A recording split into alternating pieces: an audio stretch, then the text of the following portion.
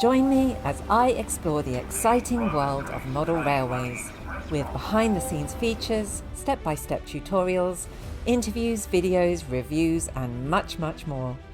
I'm Dawn Quest and I love building model railways. Another early start, another model railway show. Dawn. But this time we're heading north of the border. Yes, to that there Scotland for the first ever Scottish Festival of Railway Modelling. When we left, the weather may have been scorchio, but Scotland had other ideas. The sun came out eventually and Grumpy suggested a break. Any reason we're stopping here, Grumpy? Yeah, I want a wee. Oh no, Dawn, I've got something to ask you. Yeah. Could you look up where the nearest McDonald's is? So, not so much a wee break as well, you get the idea. The show is organised by the Renfrewshire Model Railway Club and was formerly the Paisley Model Railway Exhibition. This year, the club has gone bigger and bolder and they're taking over the Braehead Arena, home to events like Beyoncé, Calvin Harris and WWE Wrestling. Well, brace yourself, Braehead. This weekend, it's a model railway show and anything can happen in the next 48 hours. The show opens in just 5 minutes, but I've already had a bit of a sneak peek at the layouts and oh my goodness, the standard is absolutely incredible. It's a really close call as to which is my favourite. There's some great layouts here. Why don't we go and take a look? Starting with Bron Hebog, and for one moment we thought we might need a drone to film this one. It's big, even by narrow gauge standards. Built and operated by Greenock Model Railway Club, Bron Hebog depicts Bedgullet Station, the halfway point of the Welsh Highland Railway between Porthmadog and Carnarvon. The scenery is gorgeous and the layout is simply stunning.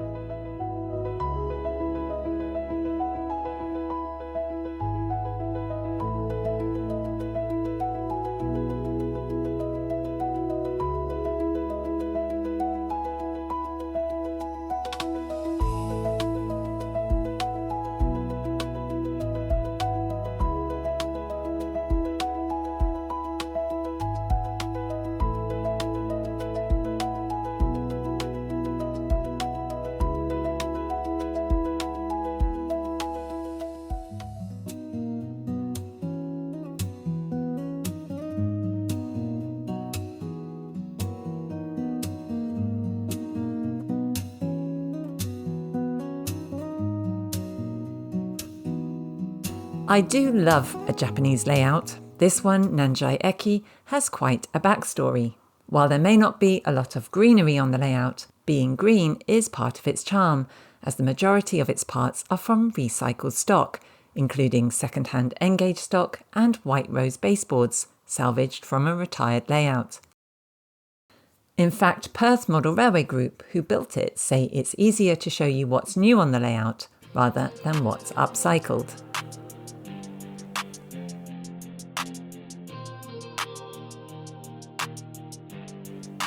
Snowy model railway layouts are few and far between at exhibitions, so when one appears, it's quite the thing. And I have to say, I think the snow on Penryhn Quarries by Bill Ferguson is the best I've seen. Bill's wife Jane is an artist and helped suggest ways to make the snow look more realistic. Well, it all started off, I got the narrow gauge bug and I wanted something different and of course a different scale. Tried 009 but too small for me, so I wanted to do sort of a larger scale, so I chose 10mm or 1/32 scale. Penryhn Quarries, it's amalgamation of probably 3 different railways, Clanberis being one of them. All the buildings are from Clanberis, and then I moved into the Penryhn because I wanted the quarry engines, the Hunslets. There's tattoos, there's all sorts of different locomotives, which is fascinating, and it just makes it. There is a celebrity on the layout, it's Mr. Bean and his teddy. If you're wondering why Mr. Bean, well, that's because Bill used to be a Mr. Bean impersonator. My wife was, I think it was a dental appointment, and she was reading a magazine, and it said, does your husband or partner look like anybody in particular? So she took a photograph of me, and within a couple of days I had agents phoning me up to say they wanted me on their books, and it kind of started from there. I made a movie out in Jakarta in 2012, but the main one, which was the last one, I went out to the United Emirates to do a birthday party for one of the Sheik's sons in the palace. Back to the rest of the show now and the next layout. And not a train in sight. But there are plenty of buses, and it's not magic, but magnets attached to the front axles of each vehicle and following a wire set into the roads. Belgian MPD by Neil Sutton is based on part of a fictional motive power depot near the German and Luxembourg borders. The layout can portray any time period from 1980 onwards, but at the show today, Neil is running stock from the late 1990s, just before diesel locomotive hauled passenger work finished.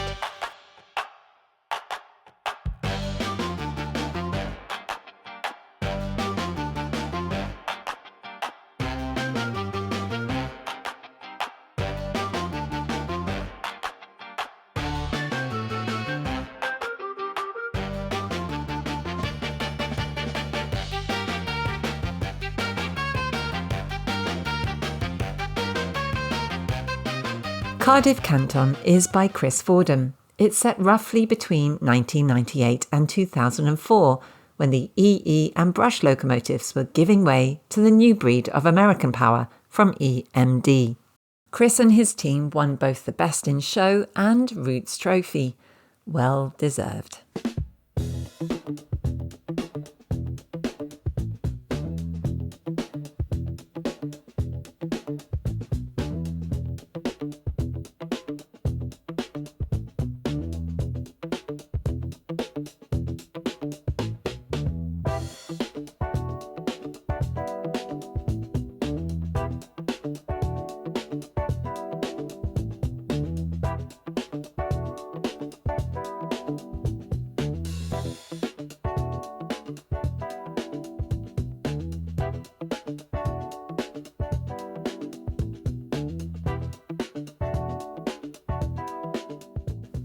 Another winner at the show was Luca Giaconelli with Dumbarton TMD, which won the club members' vote.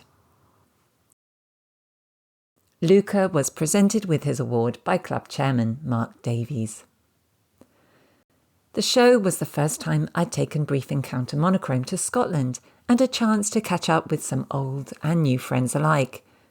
It was also a chance to see some new layouts. The variety on offer was excellent, all down to the hard work of the club and Mark himself. We're getting really good feedback from the public who are enjoying the different types of layouts and layouts that they haven't seen in Scotland before. Because we've brought lots up from down south, it's given them a chance to see something that the ordinary model railway enthusiast wouldn't normally see.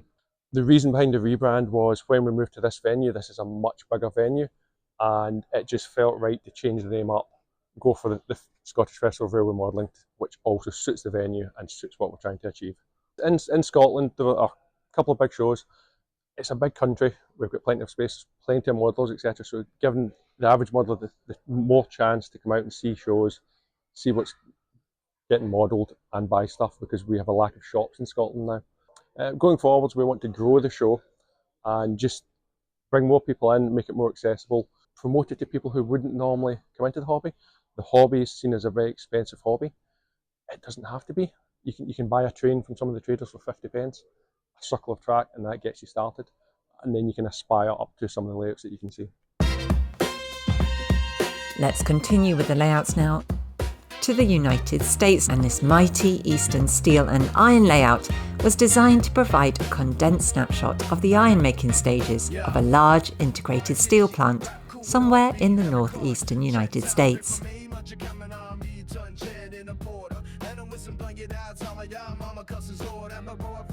Based in the fishing village of Craster in Northumberland in the late 50s and early 60s, this layout is a real treat.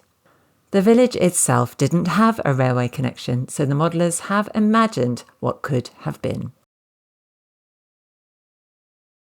Aldorf is a newly refurbished station on the avoiding line round the city.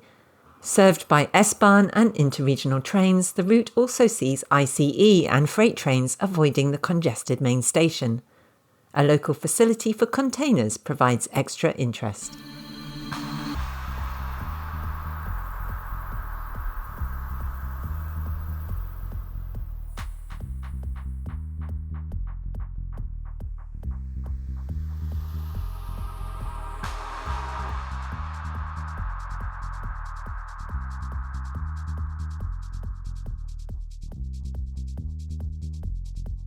Depicting a busy mainline station consisting of 4 passenger lines and 2 freight lines, Dragonby has an adjacent freight yard and aggregates and cement discharge point.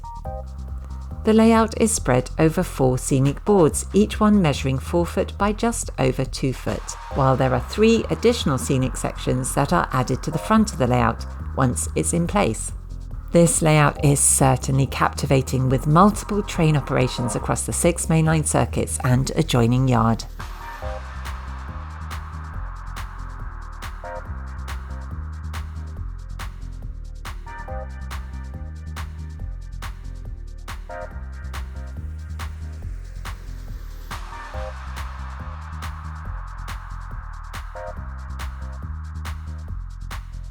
This layout is a 00 gauge third rail layout depicting a real piece of South London in the late 1970s and early 80s. The SDEG added an extension in 2022, extending the line heading out from the gasworks loading slope and adding a loop for shunting interest.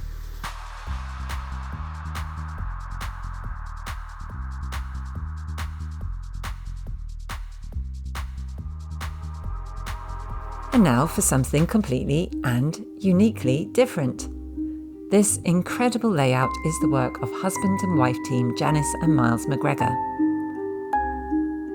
It's one I've been wanting to see for a long time, and now I finally get my chance. What's even more incredible is that this is the very first layout that Janice has ever built.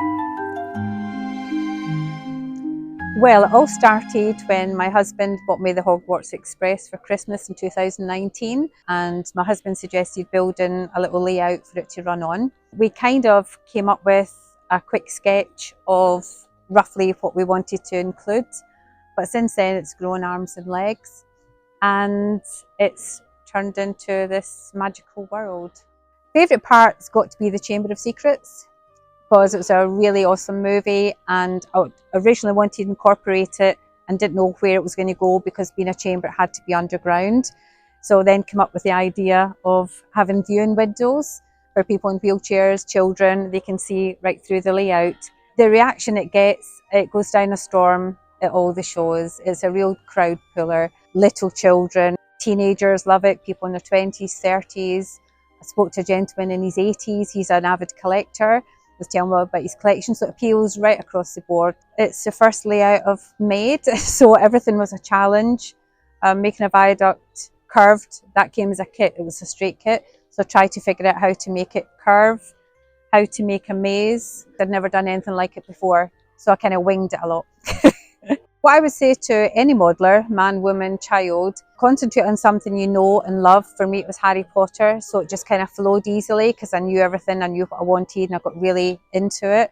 So choose something you love. If it's a memory from a childhood, standing on a railway bridge, looking at locals going past, doesn't matter, whatever's important to you, and just let your imagination run wild. Indeed. If you have £2,000 tucked away and an extension or very large garage, then this one might be for you. Scorbiton by the Kendal Model Railway Club is up for sale, and one very lucky buyer will have themselves a real bargain. This layout is simply stunning and has quite the impressive fiddle yard. This is the second layout I've seen called for Feather Falls, and this one's by the Coupar and District Model Railway Club. It's set in the mountains of Colorado, east of Silverton, in the shadow of Solomon's Mountain around the turn of the century. Feather River gushes down the gorge under 3 railroad bridges, all of a different style. The upper bridge is of A-frame construction, the middle is a truss frame, and the lower is a massive trestle, typical of the railroad bridges found all over the United States.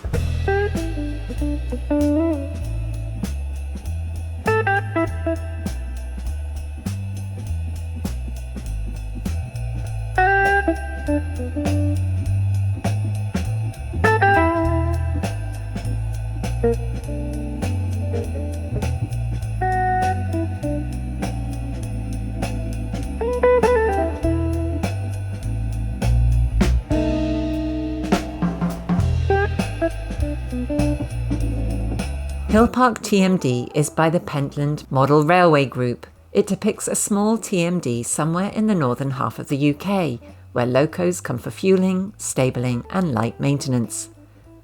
Additional movements are the fuel deliveries to replenish the depot tanks and spare part deliveries.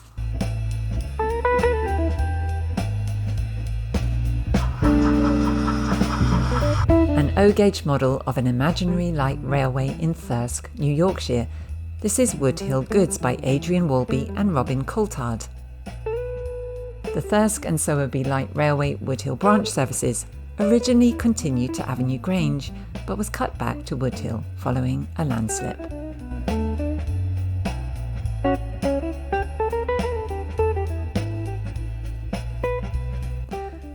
I'm told there are a handful of references to the Ladykillers film on this double O-gauge layout, Middleton Road. I won't spoil the surprise, see if you can spot them when you see this layout for yourself. With over 40 layouts, it was impossible to show them all, but I hope you've enjoyed some of the highlights of the show. Time to pack up, but just one thing left to do. And then we were ready to make the long journey home. Come on then, Grumpy, jump in the car, we've got a long drive. Next stop, York. No, next stop McDonald's. I want a fillet of fish and an iron brew. If you like this video, please do like, share and subscribe, and hit the bell to be notified of all my future videos. And why not browse the shop at modelrailwayquest.com/shop. And to receive a 10% discount on everything in the shop, become a Questie. Join the Model Railway Quest membership to receive that discount and a whole bunch of perks and goodies. Details on how to join are above. I'm Dawn Quest and this is Model Railway Quest.